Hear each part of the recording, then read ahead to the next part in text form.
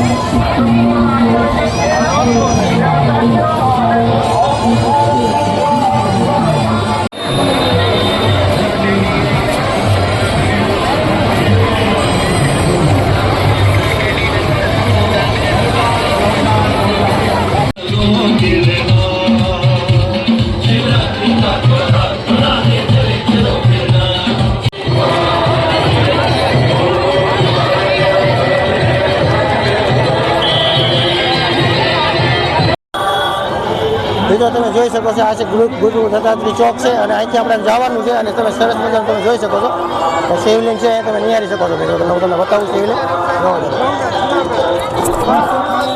જો કેવું સરસ મજાનું શિવલિંગ પણ છે અને આ બાજુ આપણે ધીમે ધીમે આગળની તરફ જવાના છીએ। જુઓ તમે ભવનાથના મહાદેવના પણ દર્શન કરવાના છે। ચેનલમાં મિત્રો નવા હોય તો લાઈક શેર અને સબસ્ક્રાઈબ કરી નાખજો। અને તમે જો ભવનાથની પાછળ જો તો મોટું શિવલિંગ છે તેમાં લેઝર શો ચાલી રહ્યો છે તે પણ હું તમને બતાવવાનો છું। જુઓ તમે જો મિત્રો આ બાજુ સાધુ સંતોની રવડી છે તે તમે નિહાળી શકો છો। જો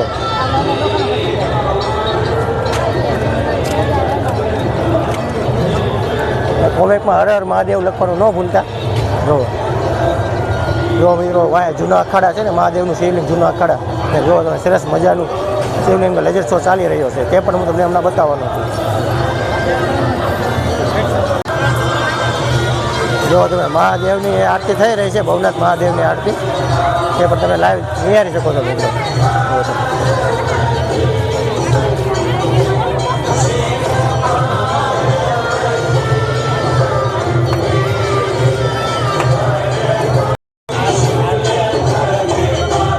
મહાદેવની આરતી થઈ રહી છે મિત્રો એ આપણે નિહાળવાના છે।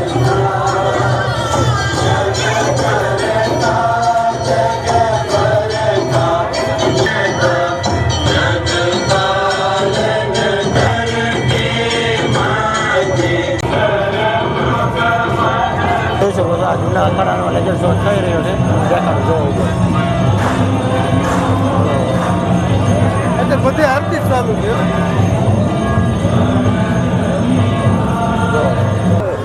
મિત્રો તમે જોઈ શકો છો આ કેવડી મોટી સલમના બાપુ જગ્યા છે। જો તમે કેવડી મોટી પીવે છે સલમ જો સમજો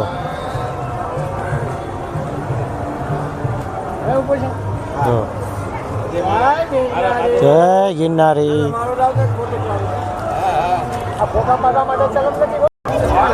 મિત્રો તમે જોઈ શકો છો મહાશિવરાત્રિ મહોત્સવ તમે જોઈ શકો છો મિની કુંભ મેળો 2026 તમે જોઈ શકો છો। આ બધું છે કીર્તિદાન ગઢવીનો ઉતારો જોઈ શકો છો।